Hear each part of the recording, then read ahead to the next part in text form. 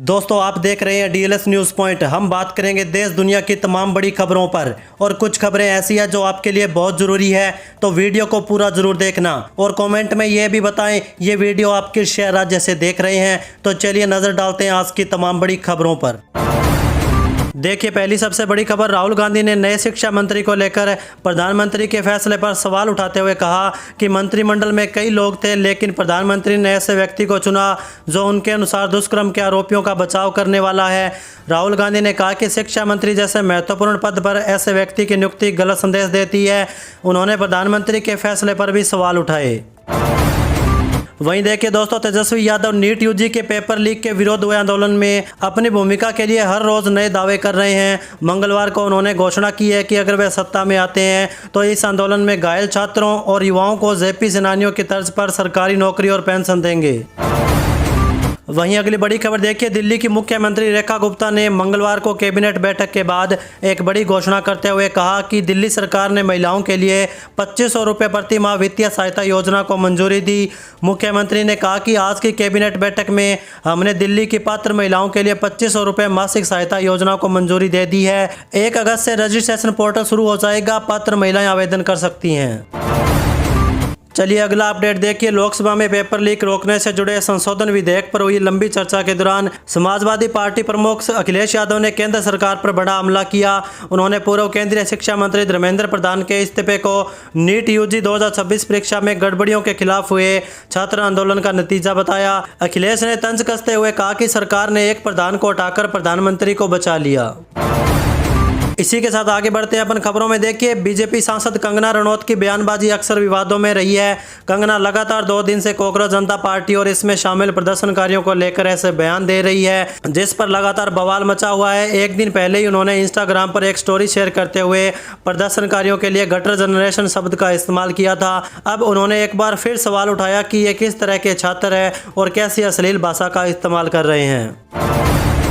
चलिए अगली बड़ी खबर देखिए, बिहार में बांकीपुर विधानसभा उपचुनाव ने राजनीतिक सरगर्मी बढ़ा दी है। सभी राजनीतिक पार्टियों ने सीटें हासिल करने के लिए एड़ी चोटी का जोर लगा दिया है। बीजेपी के उम्मीदवार नीरज सिन्हा के समर्थन में आयोजित रोड शो के दौरान बिहार के मुख्यमंत्री सम्राट चौधरी ने कहा कि जीत भाजपा की होगी। सीएम चौधरी ने कहा कि बिहार की जनता एक बार फिर कमल को जिताएगी, इस सीट पर कोई टक्कर में नहीं आएगा। वहीं देखिए दोस्तों, मुख्यमंत्री भजनलाल शर्मा ने कहा कि राज्य सरकार शिक्षा से लेकर खेल, रोजगार से लेकर स्वरोजगार तक युवाओं के हर सपने को पूरा करने में उनके साथ है। उन्होंने कहा कि प्रदेश की डबल इंजन सरकार पेपर लीक पर प्रभावी रोक, रिकॉर्ड सरकारी भर्तियां, स्टार्टअप को प्रोत्साहन और कौशल विकास के माध्यम से युवाओं का उज्जवल भविष्य बनाने में सहयोगी बना रही है। मुख्यमंत्री ने मंगलवार को मुख्यमंत्री निवास पर आयोजित सपनों की उड़ान कार्यक्रम में युवाओं से संवाद किया। इसी के साथ आगे मौसम अपडेट पर नजर डालते हैं। देखिए देश में मानसून के कहर के बीच मौसम विभाग ने एक बार फिर से मुश्किलें बढ़ाने वाला नया अलर्ट जारी किया। मौसम विभाग के अनुसार दिल्ली, यूपी, बिहार समेत 16 राज्यों में भारी बारिश और आंधी की चेतावनी जारी की गई। इस दौरान 90 किलोमीटर प्रति घंटे की रफ्तार से तेज आंधी चलेगी। वहीं अगले 4-5 दिनों के दौरान उत्तर पश्चिम और मध्य भारत में मानसून की बारिश सामान्य या सामान्य से अधिक रहने की संभावना है। चलिए अगला अपडेट देखिए, जम्मू कश्मीर के बारामूला जिले के उड़ी सेक्टर से मंगलवार को एक चिंताजनक खबर सामने आई। देश की सुरक्षा में दिन रात तैनात भारतीय सेना के 2 जवान एलओसी के पास हुए एक जोरदार माइन विस्फोट में घायल हुए। इस घटना के बाद पूरे इलाके में हड़कंप मचा और सेना ने तुरंत बचाव अभियान शुरू किया।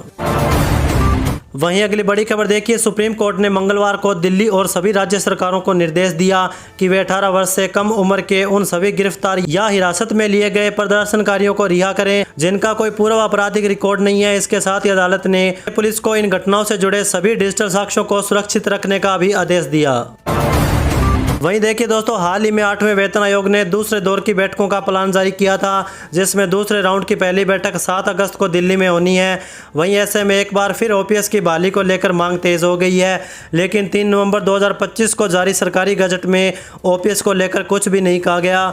ऐसे में कई लाखों कर्मचारियों और पेंशनर के मन में यही चिंता है कि क्या सरकार ओपीएस की बहाली नहीं करेगी। चलिए आगे बढ़ते हैं खबरों में। देखिए डिप्टी सीएम केशव प्रसाद मौर्य ने प्रयागराज में सपा को नकल माफिया बताया और पेपर लीक पर अखिलेश राहुल को बोलने का अधिकार नहीं कहा। उन्होंने नकल माफियाओं के खिलाफ सख्त कानून का जिक्र किया और इलाहाबाद हाईकोर्ट के विभाजन न होने का आश्वासन दिया। वहीं अगला अपडेट देखिए, मंत्री नितिन गडकरी ने बॉम्बे हाईकोर्ट के समक्ष प्रस्तावित एक दीवानी मुकदमे में ये दावा किया कि एथेनॉल ब्लेंडेड पेट्रोल कार्यक्रम यानी कि E20 पहल में उनकी कोई भूमिका नहीं है। उन्होंने आरोप लगाया कि AI द्वारा बनाए गए डीप फेक और हेर फेर किए गए ऑनलाइन कंटेंट के जरिए उन्हें और उनके परिवार को इस नीति से होने वाले वित्तीय लाभ से झूठा जोड़ा गया।